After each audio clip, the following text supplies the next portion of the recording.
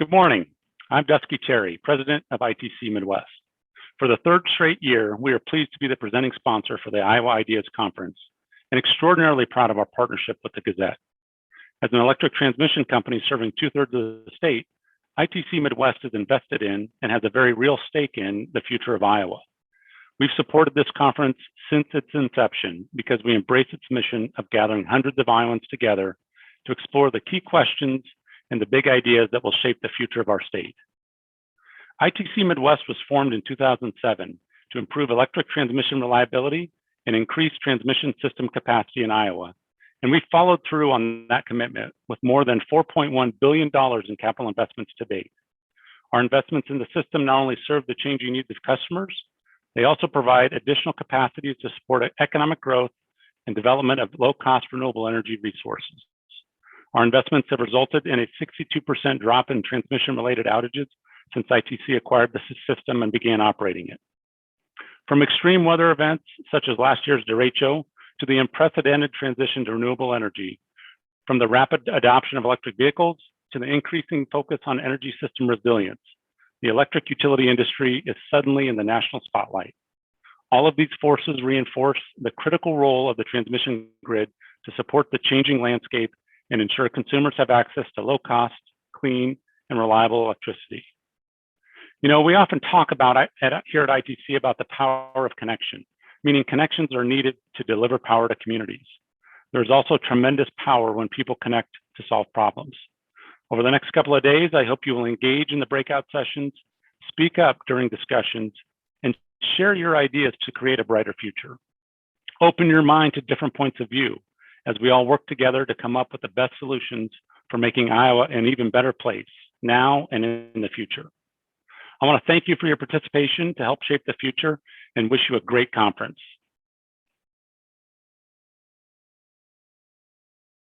Welcome to the 2021 Iowa Ideas Conference's A City by City Role in the Broadband Gap session.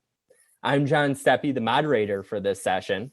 I'm the Gazette's Hawkeyes reporter. I covered business, including broadband, until last month, though. So that's why you have the football reporter moderating a panel of broadband. As a reminder to our audience, please send in your questions for our panelists throughout the chat or through the chat. We'll have time throughout the panel to answer those. And we have some great panelists here today. So rather than having me talk more, since I know you aren't really here to hear me, I will let each panelist introduce themselves with their, the Q&A. You should put the questions in, not the chat. But I'll have each panelist introduce themselves with their name, their company and role, and how you're involved with broadband expansion. So let's start off with Chris. Hi, good afternoon. John, thanks for having me. My name's Chris Hopp, General Manager at Alpine Communications. We're located in Elkader, Iowa, serve Clayton and Fayette counties, and with broadband since 1997, when US West decided to divest of the service areas. Been involved in broadband in, I guess, all aspects from conception through implementation. So cover all financing, everything. So with that's me. Dave, what about you? Thanks, John. Thanks for the invite. I really appreciate it. This is a hot topic. My name is Dave Duncan. I'm the CEO of the Iowa Communications Alliance. We are a trade association that represents about 115 broadband providers throughout the state that are locally owned and operated, including Mr. Hopp and Mr. Cabbage and their companies. As a sidelight, I guess, I've been very involved in broadband expansion discussions and opportunities. Was privileged to serve on the governor's Economic Recovery Advisory Board. And for about 3 or 4 years now, I have been appointed the chair of the governor's Empower Rural Iowa Task Force on Broadband Connectivity. And so we've been active at both the State House and at various regulatory agencies and at the federal government on ways to keep expanding broadband access to all Iowans who don't currently have it. Great. Kent? Thanks, John. Appreciate being here. My name is Kent Van Metre. I'm Vice President of Client Services with FG, formerly Fiber Utilities Group. We are a professional technology and management company, and we work with public and private networks across the United States to help them improve their connectivity. But here in Iowa, we have two other roles specifically that, excuse me, that I like to mention. First, we operate the Iowa Communications Network, the ICN. This is the state-owned fiber network that goes to all 99 counties, provides governmental services, public safety, education, and healthcare. Again, that is a state-owned asset, but we operate it for them on their behalf. And the second thing we do unique here in Iowa is we work with the Office of the Chief Information Officer, the OCIO, to help them administer the Iowa Broadband Grants program. And there's been a lot of movement on that front lately. And then last but not least, Kevin. All right, thank you. Thank you for this opportunity. My name is Kevin Cabbage. I'm the CEO of Farmers Mutual Telephone Company, located here in Southwest Iowa. Our headquarters is in the community of Stanton, Iowa. So we have 5 regulated exchange areas that we've been providing service to since 1901. So we've been around for a while. Excuse me. And we've been in broadband since the inception. Most recently, we've completed fiber to the home in all 5 of our regulated exchange areas since 2017. So 100% of our customers have access to our fiber network. And now we are looking and expanding into neighboring communities with fiber optics as well as the opportunities present themselves. So I've also had the privilege of serving on the Governor's Empower Rural Iowa Connect Task Force as we continue to look at opportunities to improve connectivity within the state of Iowa. So proud to be a member of the Independent Telephone Association through the ICA and all that we're doing, not only for our customers, but for the state of Iowa, as we're leading the way with bringing high-speed fiber optics to the state of Iowa in the rural areas. So. Well, great. First question, and I'll start this one off with Dave. For someone who might be watching in an urban or a suburban area, and maybe has always lived in an urban and suburban area that might not know much about the broadband gap, why is this something that in 2021 hasn't just been resolved yet? Well, John, the quick answer is money. And there aren't many regulatory obstacles to building out broadband statewide. It boils down to the cost of doing it.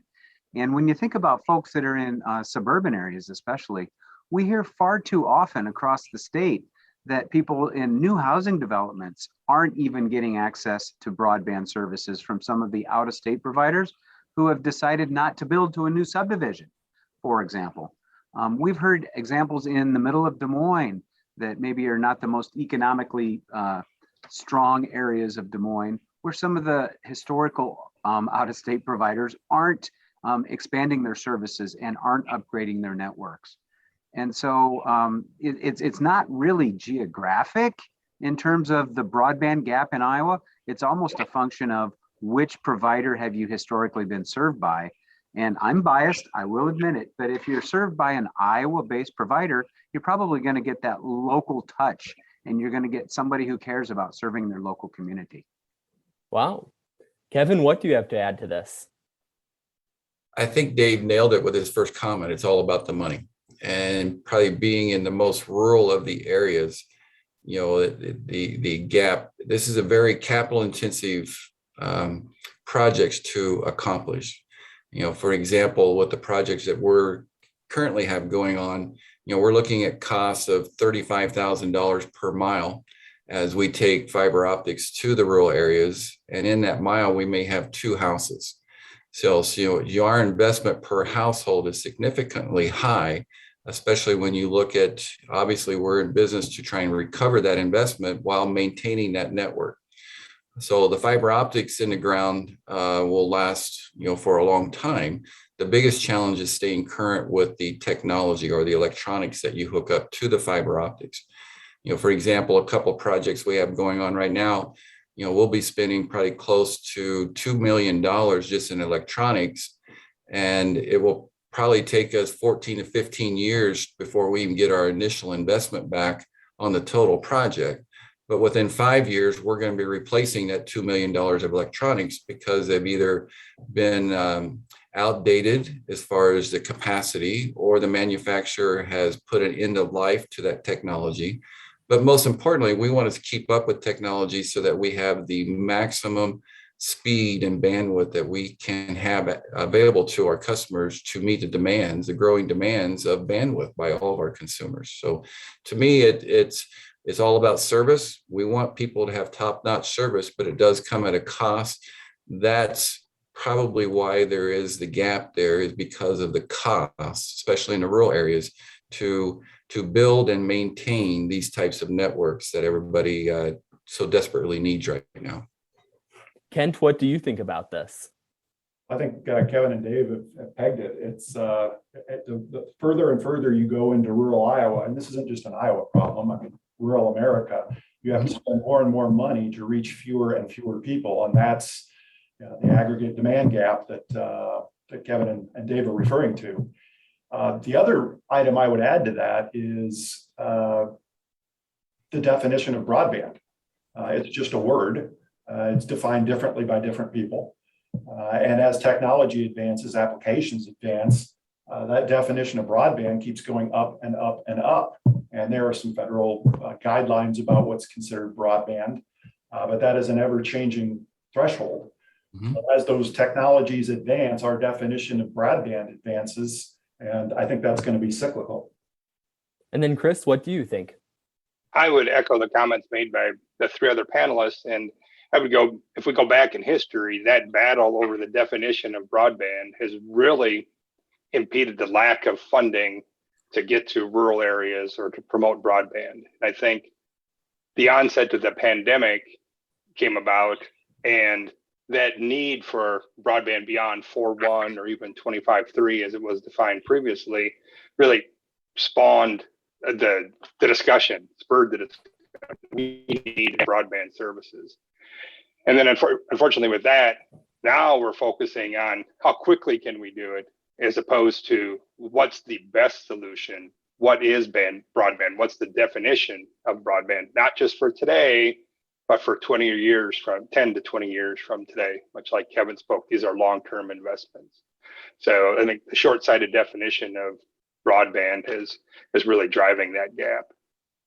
And then we've seen a lot of announcements at the local level, at the state level, at the federal level. Just this week, it's almost like the timing couldn't be much better for this panel.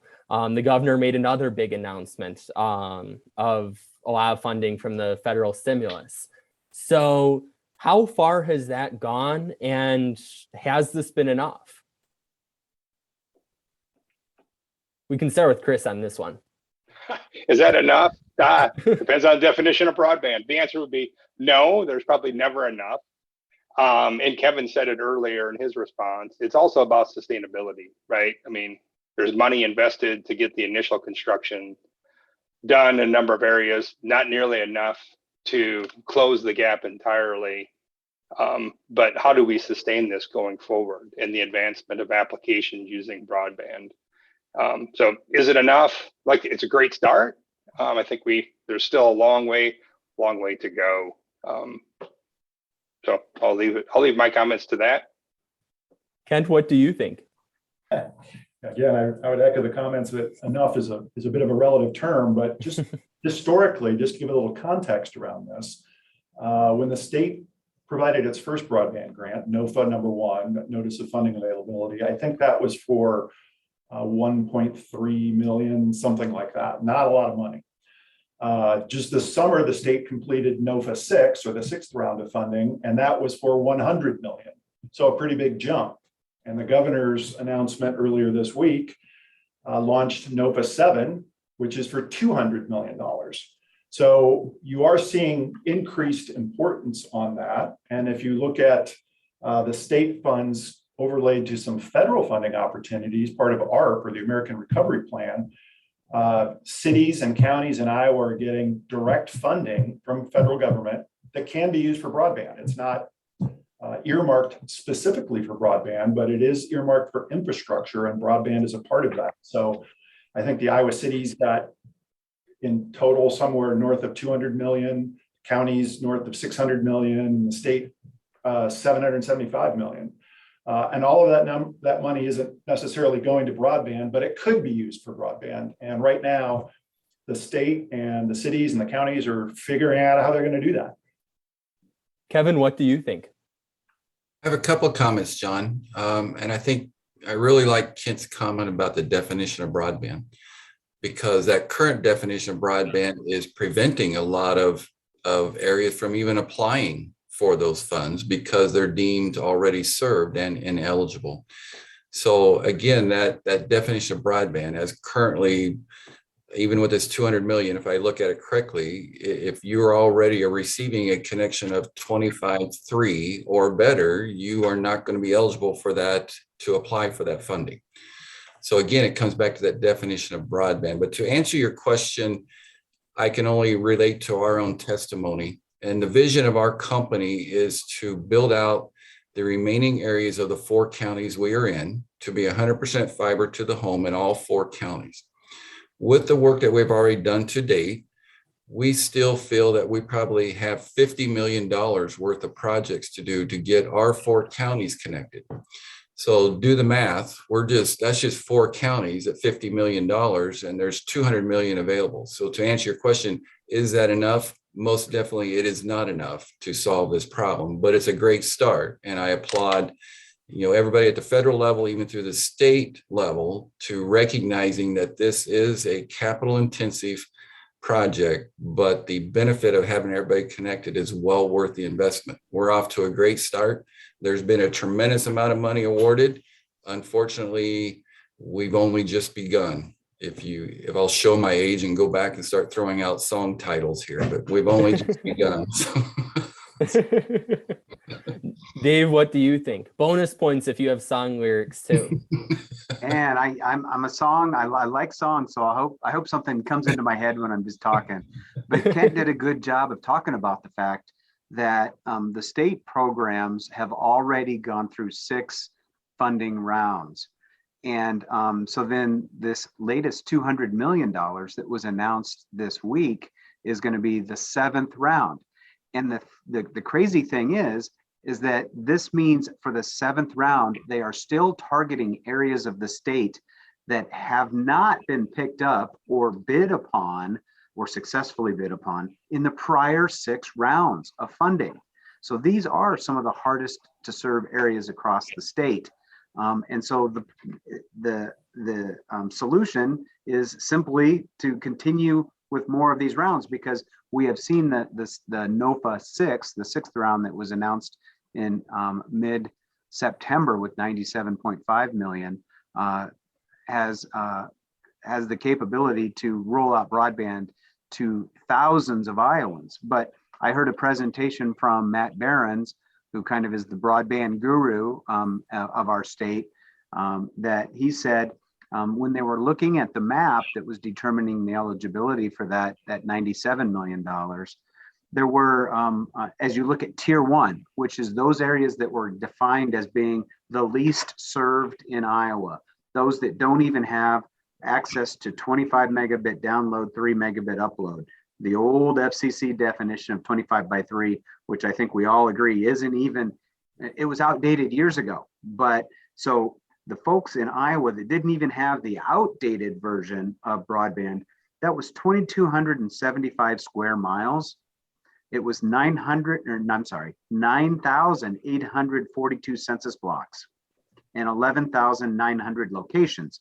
And a location can be a home, a farm, a school, a business, something like that.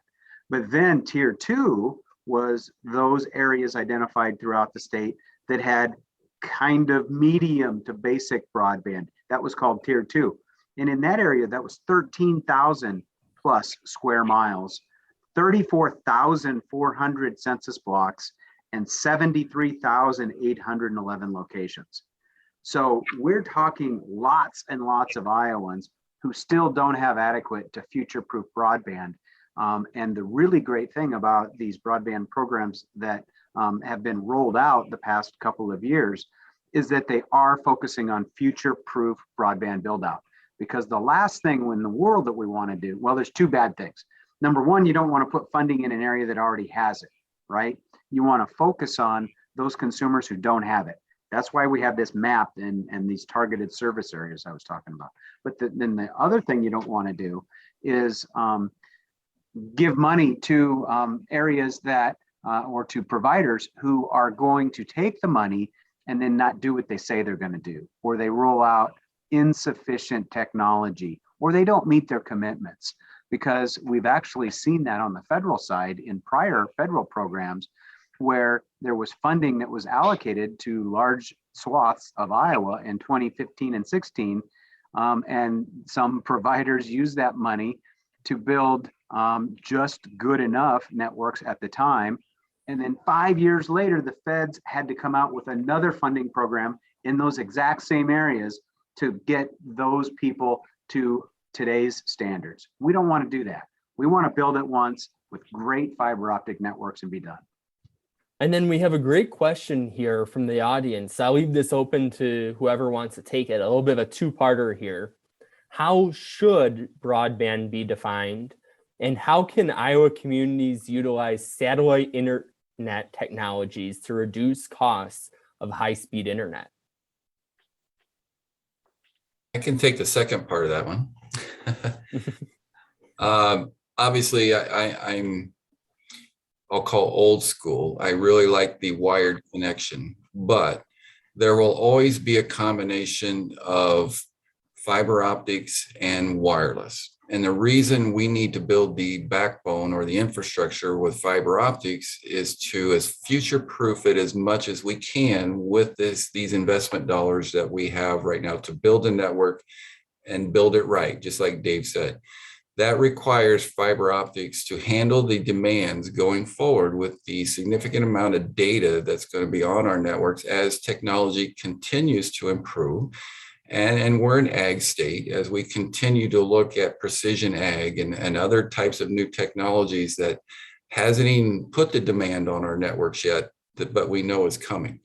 So we really have to have the fiber optic network in place to handle all of the data that's going to be transported across these networks within our state and then outside to the world. But once you get to the customer's home or to the business, that's where you introduce the wireless technology to give them mobility. So there's always going to be a combination of wireless and wired facilities in place in our network. To save money with satellite, yes, that's an option. But when you start talking about artificial intelligence and the direction our technology is going, now you insert latency. So how quick is that network going to respond in real time to what the demands of the data are there so that you can have a near real life experience with reaction time? I don't believe, in my opinion, that satellite or wireless technology will ever give you that near real-time experience as a wired connection will do. But we're getting there, we're getting closer as we build out more fiber, connecting it to advanced wireless technologies at the home or the business to give us that real-time connectivity. I can give the first part of that a shot. And right now we're using, I think symmetrical is the key. The up and downstream speeds is the area we need to focus on. We talk a lot about 100 meg by 100 meg as a definition. I almost think it should be a gig by a gig. And the key to that is maybe not even so much the definition of broadband, but the technology used at present. And Kevin touched on a lot of this with the wireless, the fiber optic backbone, building the network in rural Northeast Iowa. 95% of that network is in the construction. And once that fiber is in place, it's the electronics on the end bring the capacity or the speed. So I think that's the best way to define. I go gig by a gig, keep it symmetrical, focus on the technology delivery, keep it fiber, use wireless on the ends. It's really a complementary service. They work together, not in competition with each other. And the other part of it, I think what we want to remember is, as we talk about, we don't want a segment of the society or a segment of the state to be an also ran. We want everybody to participate in the new economy, where we're going, healthcare, education, and the like. So we really need to focus on comparable services. I mean, this is old universal service concept, but comparable services for every citizen, every location at comparable prices. Whereas satellite may be cheaper, it is also a lesser service, as Kevin pointed out very well. I think we need to continue to focus on that. The more people connected to the network, the more valuable the network is. Just like the telephone network of old, the utility network, we need to get people on the network to really make changes and go forward. And then Dave, from a policy standpoint, how much of the broadband gap goes down to action on the behalf of cities and counties as opposed to, say, state or federal action? Well, John, I think it goes on all levels, quite honestly. We have a lot of broadband providers that are working with their cities and their counties to figure out how to serve the consumers in those areas that are not well served today. We have several examples for on the county side. The counties have recently received a lot of money from the federal government for infrastructure, and it can be for water, it could be for broadband or other types of infrastructure. And I have examples of counties that are working with providers that the counties are putting money on the table to go into a partnership with local providers.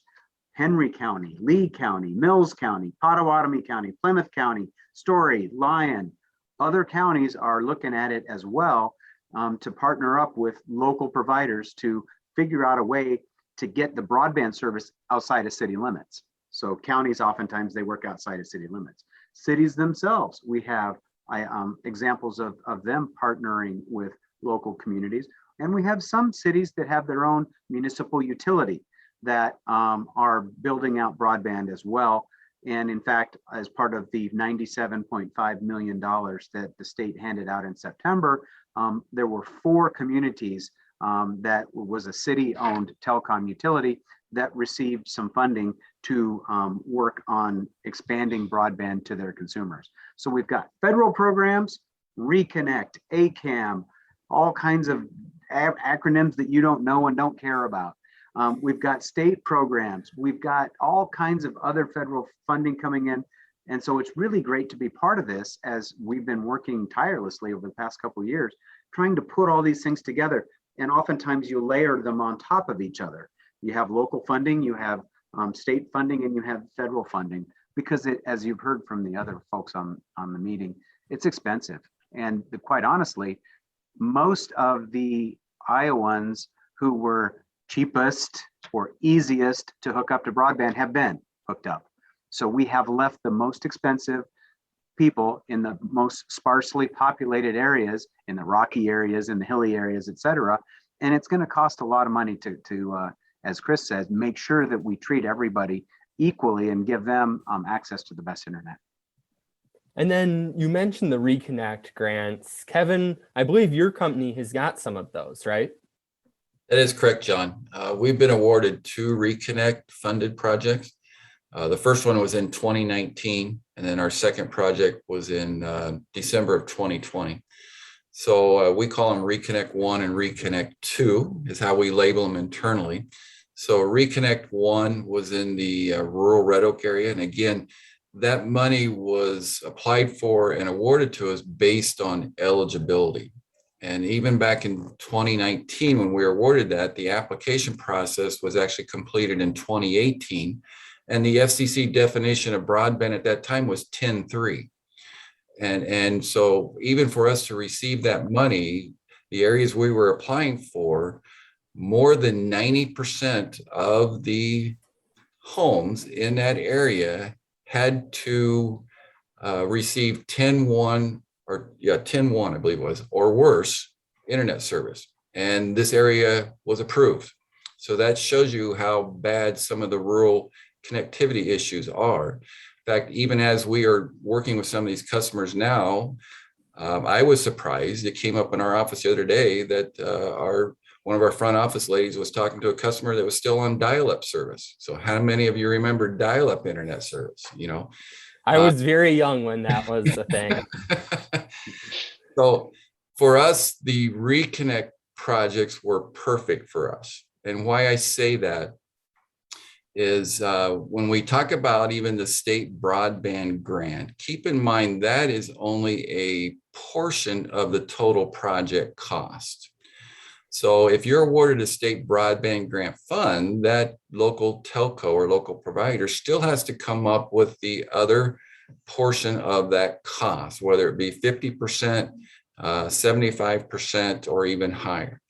So for us, we've completed the fiber to the home in all of our regulated areas and borrowed money from USDA, Rural Utility Services, to do that at a low interest rate.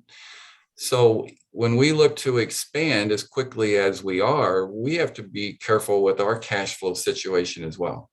So the Reconnect is perfect because we applied for and received money from what they call the 50-50 program. So 50% of it is grant and 50% of it is loan. So in one application, we got financing for our entire project taken care of. Whereas compared to the state broadband grant program, if we were awarded a certain percentage, whether it be 25, 50, or 75%, you still have to come up with that remaining portion out of your general funds. And again, this is a very capital intensive industry. We're trying to get payback on that as quickly as possible, but we really like the Reconnect. The challenge we have had with Reconnect is because there is so much demand for broadband and there's so much money being available for broadband, we've seen costs escalate quite significantly in the past 2 years.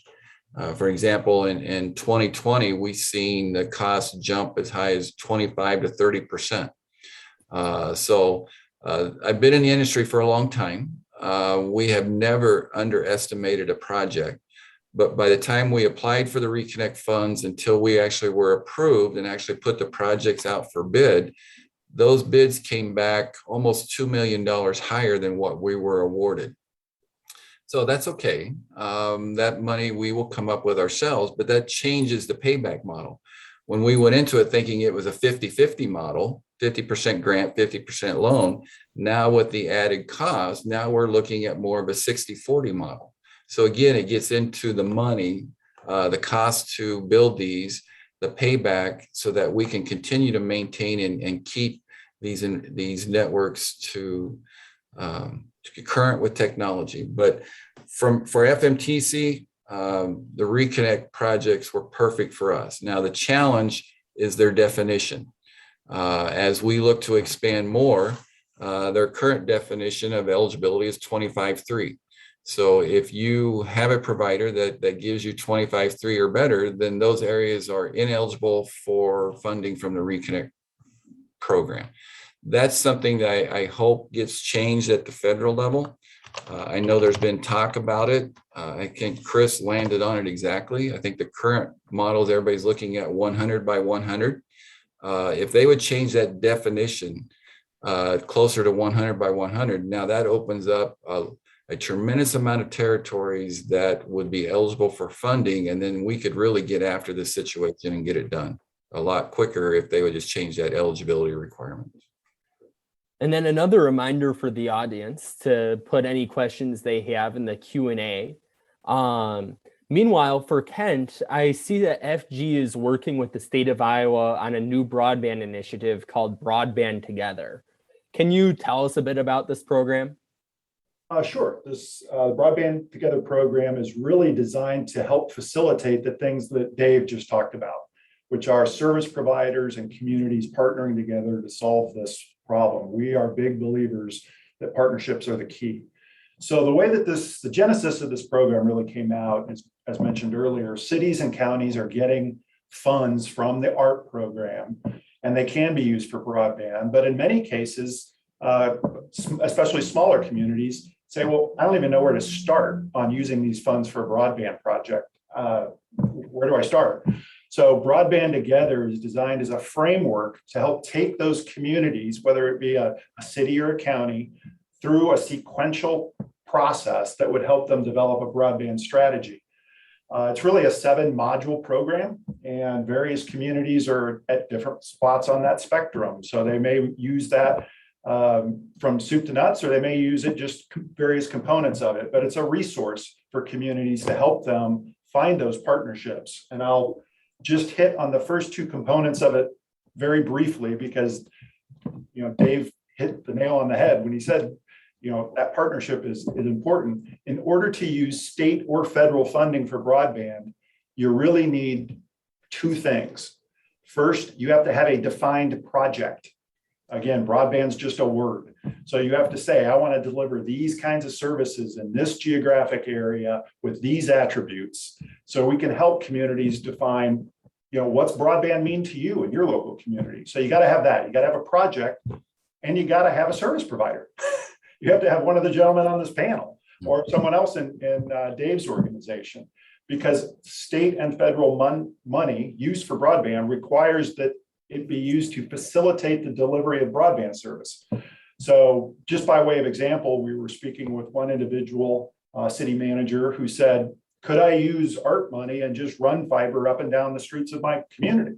Well, it's an interesting model. Dave mentioned some cities are in the municipal broadband business. This particular town was not interested in doing that. But I said, you could use it for that, but you still have to find a service provider who can deliver broadband. So how do we find those partnerships and put them together? And Broadband Together is really designed to accelerate that process in Iowa. And then for Chris, what has Alpine Communications experience been installing internet in rural Northeast Iowa? I'll start with Alpine. Our theme, our mantra is we believe connected communities become thriving communities. All right. So it's all about getting these connections to locations and people. I could talk about, there's two ways I think to look at the experience. One is building in the hills and valleys and rock of Northeast Iowa is an experience in and of itself and just adds to those costs, as Kevin spoke about earlier. But I'll talk more about the experience of the difference it makes to our communities, especially during the pandemic. We've got letters from folks that couldn't make it to church. Churches were shut down, but they were able to stay home and view the church services. Or a family member that gets moved to a nursing home, but they can do a Facebook Live or a chat with them, video chat with them. And hearing those stories and the difference it makes is that's the experience. That's what we are here for. That's what we believe in. It's more than a return. It's more than just fiber. It's how do we make a difference in people's lives? If that's working from home, making it to a doctor's appointment or church or visit with family members when you couldn't do that. So that's the experience that we have and the difference that we make. All the other construction, those experiences, they come and go, but those changes we can make or help people make are invaluable. Question kind of for anybody here. How much has COVID affected the demand here for it? I personally know myself that I've counted on my apartment's internet a lot more than I would have, say, 2 years ago. I'll take a quick stab at that one. I would say it is a game changer across the board. I think where people may have thought, I have sufficient broadband, COVID hit, mom's working from home, dad's working from home, a couple kids are going to school, everyone's using video, which is high bandwidth application, and they're all using it at the same time. What was once perceived as adequate now is no longer adequate. And I think that we're seeing a big push to address that right now. And some of the new grant programs from the federal and state level are all prioritizing fiber deployments, prioritizing higher speeds, giving preference to public-private partnerships to address that COVID issue. Anyone else want to take a stab at that one? I totally agree with Kent's comments, and I'll take it maybe a different direction, John. Is it opened up some tremendous opportunities, especially for the rural communities. We knew what the capacity and the capabilities of our network was. We were probably hitting a roadblock with people truly feeling like they could work from home and businesses allowing them to work from home. And then with the COVID pandemic, they were forced into that situation where they had to almost overnight. And people started doing it very well and started doing very well with that productivity. So I think it forced us into a situation where we overcome some roadblocks and some fears. Can this really work with people working from home? And we passed with flying colors. And now it's really changed the rural landscape, where if you have connectivity in your rural areas, people are open to live where they want to live, with the schools, the amenities, everything that a community has to offer. People truly have the option of living where they want to live, but it's all based on that connectivity to the outside world. If that's in place, it really opens up some freedoms for what people can do with their personal lives and their careers. So. And then question here, I'll first address it to Dave, but then I'm curious to see if anyone else has some thoughts on this. Kind of putting my former business reporter hat back on, heard from so many businesses that have had such a hard time hiring, and you don't have to really look far to see the now hiring signs just about everywhere. Dave, have your members had challenges because of the kind of lack of skilled workers in the state right now?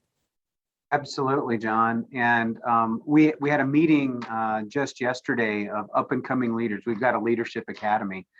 And most of the folks in the room were talking about how they want to expand their staffs, how they are expanding because of all the new broadband opportunities to build out into Iowa. And the things that we're hearing are, and it's been happening for a while, difficulty in getting folks to move to smaller towns and work from there, because now a lot of folks want to work remotely, right? They don't want to move to where the job is. They want to stay where they are. And so we've had a skills gap for some time, but it has been exacerbated, made worse by the pandemic and things like that. We've also, and I'll let some of the other folks on the meeting talk about supply chain issues as well. So supply chain is not only delay or inability to get product, but it's also a delay or inability to hire contractors, because a lot of the smaller broadband providers do not install their own broadband and fiber. They hire a contractor to do that. And finding the contractors that aren't already booked through the end of the year is a major task. And sometimes they're booked out even farther than that. So we're getting hit from having difficulties finding the supplies we need, to having difficulties hiring the people and expanding like we want to, and then finding the contractors to go ahead and build out. But all of these problems are in place, but it hasn't slowed us down. Well, maybe it slowed us down a little bit, hasn't stopped us from continuing to push broadband out to people who need it. Someone else want to jump on that too?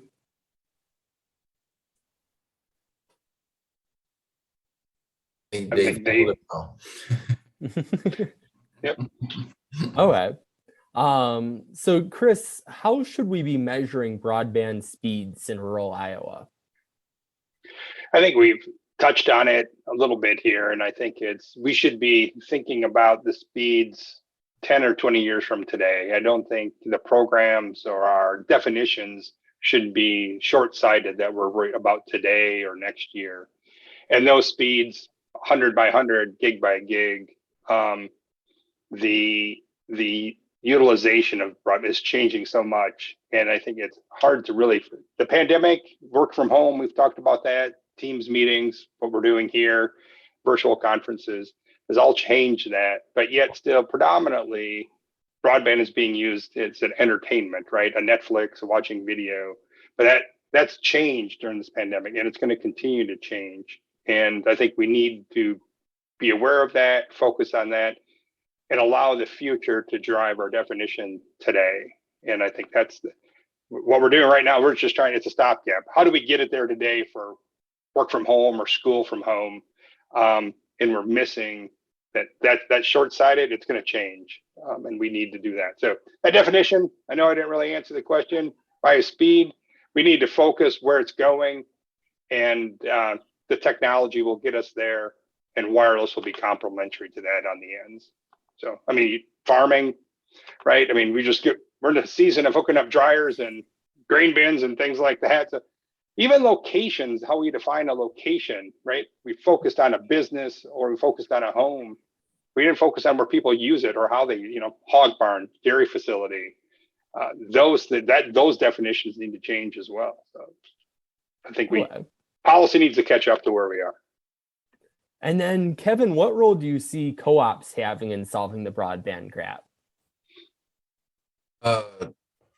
Tremendous. As probably being the oldest one on the panel, I remember there was a time, well, let me give you a little bit of history. The state of Iowa has more independent rural telephone companies than any other state in the United States.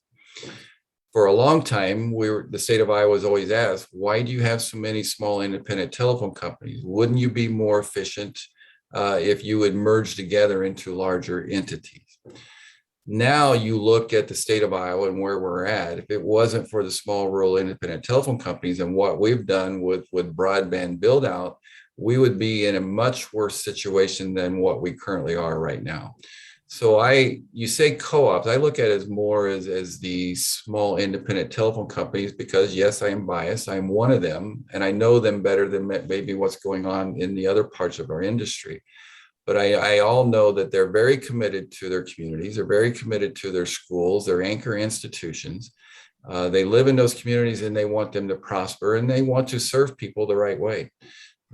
Given the opportunity, I know that they will continue to solve this problem for the state of Iowa and beyond. We've always responded to the call. We have the talent and the capacity to do it, and we're willing to do it. We just need to make sure that it makes good financial sense for us to get this accomplished. So I think at what was looked upon once as, why do you have so many small rural independent telephone companies, now could be the state of Iowa's greatest asset, is having so many small rural independent telephone companies that know how to get the job done and are wanting to do it and have done a great job to this date. And then question first for Kent, but if somebody else has thoughts too, that's awesome. How have you seen rural broadband access change over the last 3+ decades? Well, my first stat would be it went from non-existent, it wasn't there 30 years ago, to the topic of today of increasing that. And I can't remember who mentioned it, but I see ag as one of the big drivers of pushing broadband into more and more rural areas. People think of William Shatner and Blue Origins going up to space as being the high-tech news story of the day, but I'll tell you that there's some pretty high-tech stuff going on in the cornfield on the outskirts of town. We're going to continue to see that grow. And as mentioned earlier, wireless is always going to play a role of that. I mean, we're not going to run a spool of fiber to the back of a tractor, but the wireless network is connected with fiber. And that is the most future-proof medium that we see. And again, as I mentioned earlier, you're starting to see programs that are more rapidly incentivizing the deployment of fiber over other technologies. And then there's been a lot of talk about future-proof. Is that kind of thinking in mind just future technology continuing, or does that have to do with, okay, we're in Iowa, we're in kind of storm, tornado country here. What's kind of the definition there of future-proof? Well, John, I think it's both of those things. When we talk about future-proof, the first thing we talk about is something I was mentioning earlier. Let's build out to tomorrow's technology, not yesterday's technology. And when we have a broadband grant program in the state, let's not dumb it down. Let's ramp it up, right? And so if you do install fiber optics underneath the ground and bury it, then when derecho happens, those of you in the Cedar Rapids area know very well, and even Dubuque, that when fiber optics are hung on poles and the poles go down during derecho, then sometimes it takes a while for service to resume. If the fiber optics was buried below the ground, like most of the Iowa-based companies do, derecho had no impact once the power was restored.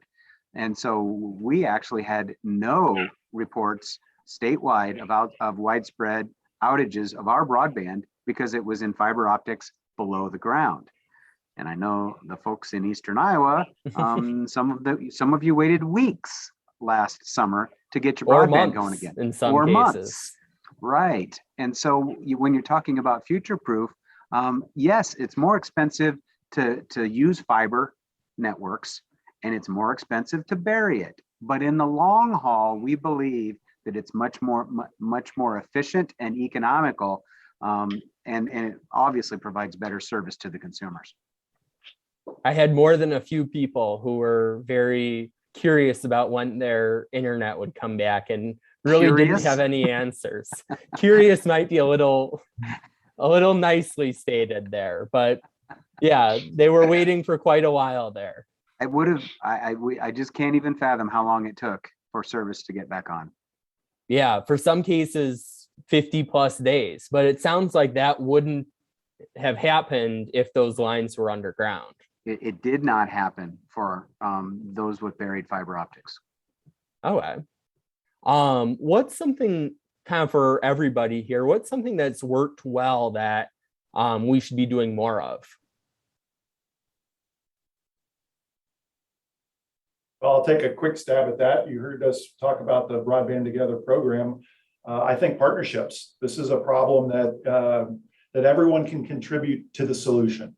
The federal and state entities can provide money, incentives. There are things that communities can offer to make it easier for guys like Kevin and Chris to go deploy their infrastructure, whether that's rights of way or vertical real estate for wireless solutions, anything that the city can bring to the table that would make the deployment of broadband easier.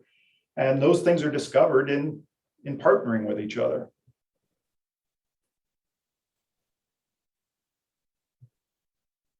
I think one thing that has worked well, the concept of the universal service principles and the universal service fund, where it's currently funded by your interstate telephone services, all contribute for the good of everybody else. So that funding mechanism that's been in place for decades has worked well, and we're trying to move away from it. But I think because that deals with the sustainability, right? The high upfront cost. And we talk about grants, and grants are great. There's money, but there still needs somebody. That money needs to come from somewhere, right? We're not printing it. It's being funded. It's being collected from some fund or some group or something. And changing those so the contributors, those that benefit from the technology and from that high speed, those business models. That's what worked in the past and will work in the future if we have the wherewithal to bring the big provide the Googles, the Netflix, those as contributors into that structure. So, John, if I could, just to kind of take things at a different angle, what has worked? When you think about public policy on both the state level and the federal level, broadband deployment is bipartisan. It's nonpartisan. It's really not Republican versus Democrat. And that's one of the things that I spent a lot of time working with state legislators about it. There's so many things out there that are divisive. But this is something that all types of politicians can come together. They want their constituents to have the very best service. And so it is nice to be able to work on something where it's not one side or the other, like it seems like almost everything else going on is. It is bipartisan. We work with Democrats, we work with Republicans, and quite honestly, it almost doesn't matter which side is in power, because we know that we're going to be able to work to keep improving the broadband programs that are out there. To add to those comments a little bit, I think the state of Iowa has a tremendous opportunity to do this right. We already are being looked upon by some of those larger technology companies that have already chosen to locate here. And if we do this right, we have a tremendous opportunity, as Kent said, all of us working together to benefit our fellow Iowans to do this right and set ourselves apart from any other state on this type of network and this type of accessibility. And then you can talk about the economic impact of this investment of money by the state and at the federal level into this type of connectivity. If we do it right, the long-term payback, I believe, will be tremendous because of what Iowa can attract to Iowa and what Iowans can do with this type of new opportunity once they have this type of reliable high-speed connection to the world. I get pretty excited about that. And to echo Chris's comments a little bit, one thing we haven't talked about is affordability on this call. That's the challenge as well too, is building these high capital intensive networks, at the same time keeping it affordable for consumers to take this service. If we do away with all of the support mechanisms for ongoing costs, if we're not careful, we'll end up right back where we started in 35 to 40 years with aged networks that have not been maintained. And now you start this cycle over again. So again, I keep referencing my age, but I've been around long enough where rural areas have always been supported for larger companies accessing our network to get access to our customers, because they receive revenues from that business relationship they have with our customers. Without this network in place, they have no access to these rural customers. Now with internet connectivity, and you look at the amount of revenue that's generated over those internet connections, it is tremendous. But the support for the rural networks is going away.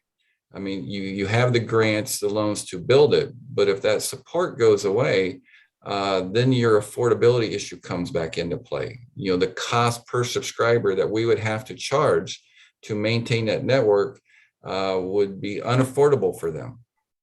And in the meantime, you have the large technology companies that have business relationships with several of our customers that are taking a lot of revenue out of this state because of that connectivity.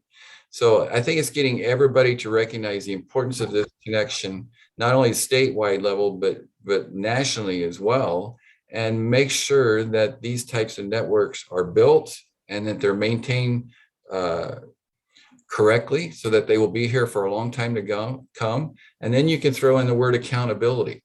I have no problem with our company being accountable for what we're doing. If we're going to receive this money, then we need to prove to somebody what we did with it.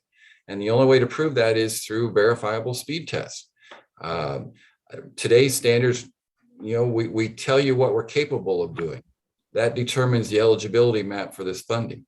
I have no problem with showing you what we're doing. And now you make the funding available to those who actually did what they were told to do with the money that they were given. And we'll show you what we're doing with these connection speeds for reliability and speed to our customers, and keep everyone accountable that's receiving this money to build these networks.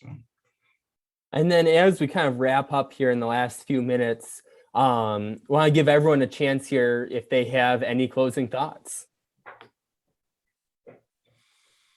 I'd just like to say thanks, John, for putting this panel together, because this city by city rule in the broadband gap, I really believe it impacts everybody, regardless of the size of town that you live in. Even if you happen to live in a well-served area, chances are you're going to travel to an area that's not well-served. Maybe you have a family member that lives in an area that's not well-served, or maybe you want to move to an area just because that lake or, a nice place to live that is not particularly well-served. So it impacts us all. I agree. Thank you, John. Again, Iowans have a strong reputation, and we know how to work, and we know how to get things done, and we know how to work together with our neighbors and help each other. That's really the heart of this, is let's help each other, get everybody in this state connected to the type of connection they need in this economy, in this day and age, and to interact with things that are coming as simply as healthcare, the importance of that. So I know we can do this. I get excited for these opportunities, but yet have to be a little bit patient, because it does take time to get it done. We can't solve it overnight, but let's get out of our own way. Let's work together and let's get this problem solved.